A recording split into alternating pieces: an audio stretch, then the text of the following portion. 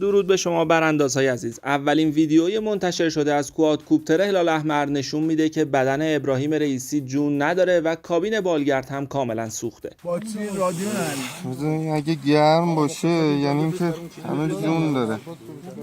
اون سمت راست بالا عوض کن. نداره. سرده، بدن سرده. حرارت نداره؟ نه هیچ کدوم حرارت نداره. نه سوخته متی. ببین این ملخ اینجاست، کابین سوخته کامل. کابین سوخته. اونم دومشه. اونی که آره.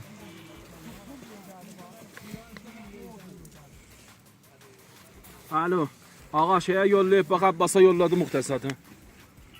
Abbas ki yanında vardı ona yolladı. نه این دقیق مختصات اینه. وایس. لحظاتی قبل کولیون رئیس جمعیت هلال احمر اعلام کرد که لاشه بالگرد پیدا شده و نیروهای امدادی در حال نزدیک شدن به محل سقوط هستند. کولیون البته تایید کرد که شرایط اصلا خوب نیست.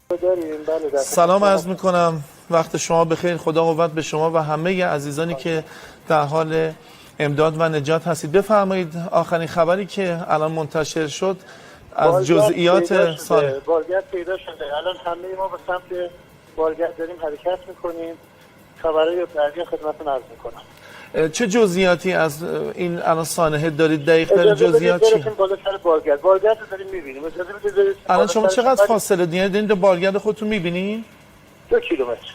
خب آقای کولیوند بفرمایید که آثار انهدام یا سوختگی یا اتفاق دیگری مشخص؟ بالا سر بالگرد ولی شرایط خوب نیست.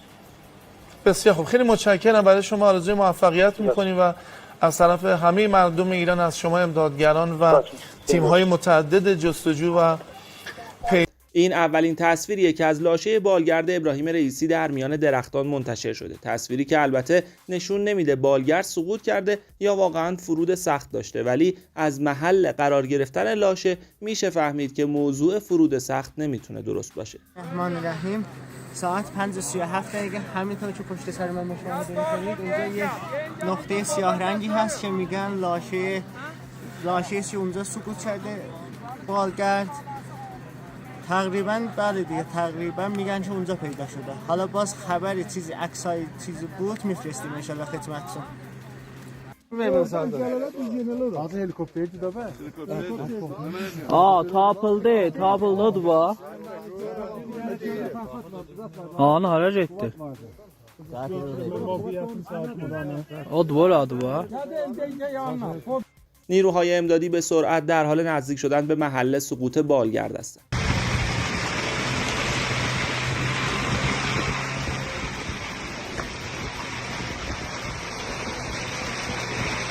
لحظاتی قبل صدا و سیما هم آخرین گزارش خودش از وضعیت موجود رو منتشر کرد.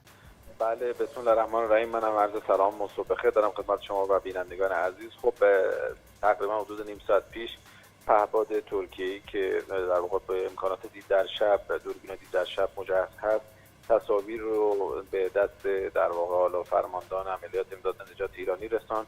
این تصاویر مورد ارزیابی قرار گرفته و به نظر میرسه تا حدودی مختصات محلی که برای بالگرد عامل رئیس جمهور و همراهانشون سانحه رخ داده مشخص شده. نیروهای امداد نجات به محل اعزام شدن.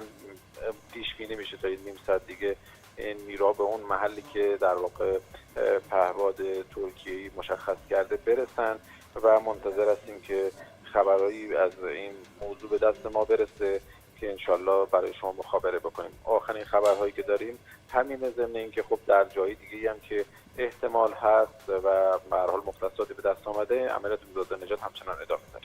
خیلی ممنونم از اینکه خبرنگار اعزامی صدا و سیما به محل حادثه هم این گونه گزارش داده. خدا منم عرض سلام و صبح بخیر دارم خدمت شما و همچنین همه بینندگان عزیز. خب همونطور که در گزارش قبلی هم اعلام کردم، پهپاد ترکیه‌ای که مجهز به دوربین دید در شب هست اطلاعات جدیدی رو حدود 1 ساعت قبل به جایی که ما هستیم، یعنی ستاد مدیریت بحران این حادثه، منتقل کرد. این اطلاعات و داده ها توسط تیم های کارشناسی ایرانی مورد بررسی قرار گرفت و در واقع مشخص شد که یک مختصاتی هست که احتمال زیاد محل جایی است که بالگرد عامل رئیس جمهور و همراهانشون دچار سانحه شده. از جایی که من هستم تا اونجا حدود 10 کیلومتری فاصله است. باید نیروهای امدادی از روستای تویل، این جایی که مشخص شده در 3 کیلومتری روستایی است به نام تویل، و نیروهای امدادی از اونجا عازم منطقه شدن، اما با توجه به اینکه صعب العبور هست منطقه و به هر حال باید با پای پیاده یک بخشی از این مسیر رو طی بکنند، هنوز اطلاعاتی به ما و اخباری به ما نرسیده که نیروهای امدادی به اونجا رسیدن و انشاءالله منتظر هستیم که نیروهای امدادی خودشون رو به اون منطقه برسونن و اطلاعات. به زودی در محل سقوط بالگرد بارش برف شدید هم آغاز خواهد شد. در حال حاضر دماش 5 درجه بالای صفره. اما یادمون نره که این شرایط یعنی دمای 5 درجه برای شهر ورزقان هستش. با توجه به ارتفاع چیز در حدود 2500 تا 3000 متر در مناطق کوهستانی، این عدد یعنی عدد 5 درجه برای اون منطقه چیزی در حدود 4-5 درجه کمتر خواهد بود اگه خیلی خوشبین باشیم. یعنی دما در اون منطقه به هول و هوش 0 درجه رسیده. این یعنی بارشایی که اون منطقه داره علاوه بر بارش باران برف هم هستش.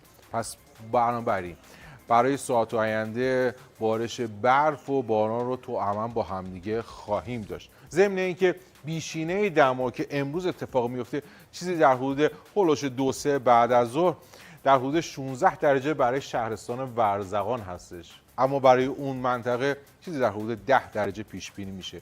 یعنی دما بین طی 24 ساعت آینده بین 0 و 10 درجه متغیر خواهد بود. اما در حال حاضر همچنان بارش رو داریم در شهر ورزقان و